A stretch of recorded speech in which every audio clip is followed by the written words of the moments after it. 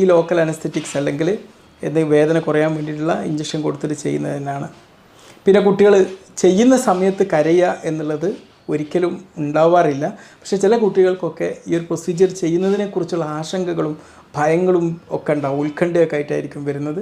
അത്തരം കുട്ടികൾ ചിലപ്പോൾ കരയാനുള്ളൊരു സാധ്യതയുണ്ട്. ഒരിക്കലും അത് വേദന കൊണ്ടുള്ള കരച്ചിലായിരിക്കില്ല, അത് മനസ്സിലാക്കണം. പല രക്ഷിതാക്കൾക്കും അങ്ങനെ ഒരു സംശയം ഉണ്ടായ കുട്ടികൾക്കാരും. പിന്നെ കുട്ടികളാണല്ലോ, അവർക്ക് എന്തായാലും എന്തെങ്കിലും പെർസീവ്ഡ് ആയിട്ടുള്ള, അവർക്ക് എന്തെങ്കിലും അവിടെ നടക്കുന്നുണ്ടെന്ന് ആലോചിച്ചാൽ തന്നെ അത് ആലോചിച്ചിട്ടുള്ള കരച്ചിലുണ്ടാവും.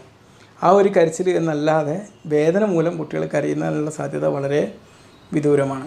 പിന്നെ ഇത് ചെയ്യാൻ എടുക്കുന്ന പ്രൊസീജിയർ ടൈം എന്ന് പറഞ്ഞു കഴിഞ്ഞാൽ, ഇത് ലോക്കൽ കൊടുക്കാൻ വേണ്ടി 1 മിനിറ്റും ചെയ്യാൻ വേണ്ടി 5 മിനിറ്റുമാണ് എടുക്കുന്നത്. പിന്നെ അതിനിടയിൽ ഒരു സമയം നമ്മൾ എന്ത് ചെയ്യും, അവിടെ പുറത്തോട്ട് വിടും. കാരണം ഈ ധരിപ്പിക്കാൻ കൊടുത്ത മരുന്ന് ഒന്ന് എഫക്റ്റ് ചെയ്ത് വരാൻ വേണ്ടിയിട്ട് ഒരു 15 മിനിറ്റ് പുറത്തോട്ട് വിടുകയാണ് ചെയ്യുക. പൊതുവേ എടുക്കുന്നത് 5 മിനിറ്റാണ് ഇത് ചെയ്യാൻ വേണ്ടിയിട്ട് എടുക്കുന്നത്.